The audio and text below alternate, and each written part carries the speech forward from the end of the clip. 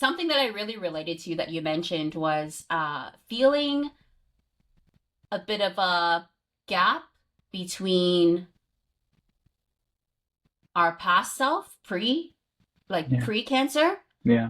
right? And almost feeling like I felt a bit of like a reflux to default back to some of those tendencies, right? Just my way of being. Yeah. But then I was also in this different kind of shell that Yeah. was neurologically somehow communicating to me that that's not the way, right? It was almost trying to point me towards another direction, even though there was an aspect of me that there's only one way I know how to do things, right? Yeah, it's an odd thing. I mean, your body, like the stress that it endures through surgery, through chemotherapy, all that stuff. It's tough, and it doesn't want to. It's going to show you. I mean, obviously you have the side effects from chemotherapy itself, but then afterwards, when you're clinically recovered, your body is still recovering. It's still gonna go through changes, and it's not something that your mind can easily grasp. And something that I was actually talking to my therapist about a couple days ago, or I think it was, yeah, a few days ago.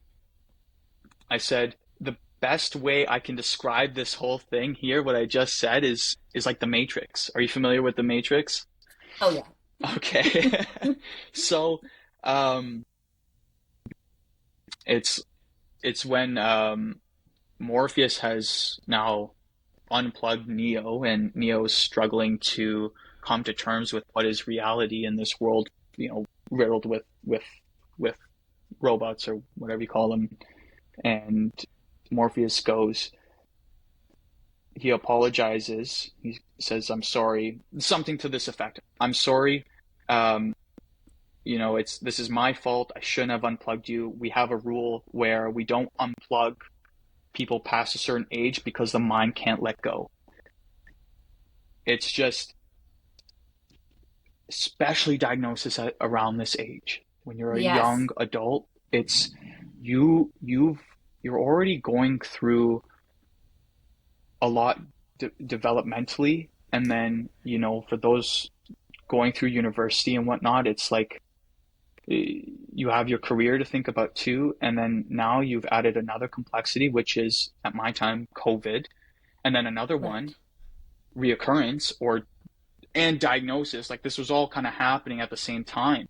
um, it's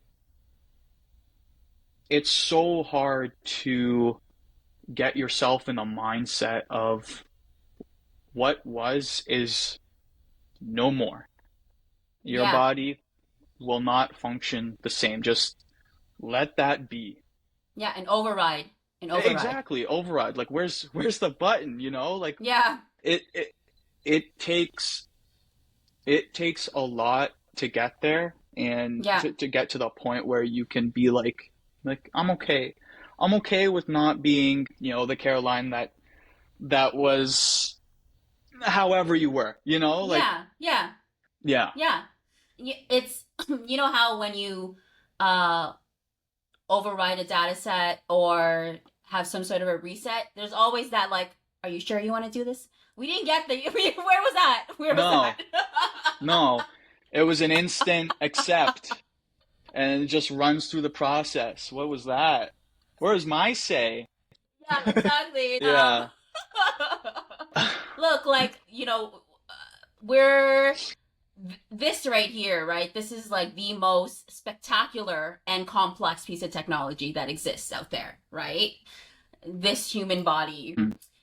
And look, we still don't understand all of it. This Yeah. is why, the sciences exist. We're always learning every day how everything connects with each other, how these other external factors come to play, shifts in identity, being diagnosed at a young age. There is so much happening, including, to your point, school and career tends to be the big identity piece for folks Hmm. our age. That's Yeah. kind of where we're starting to feel confident, starting to get our groove in these types of roles. So when this lands, right, or explode rather, Hmm. it can feel like an atomic bomb and an override, just as you were starting to form form a certain identity of yours.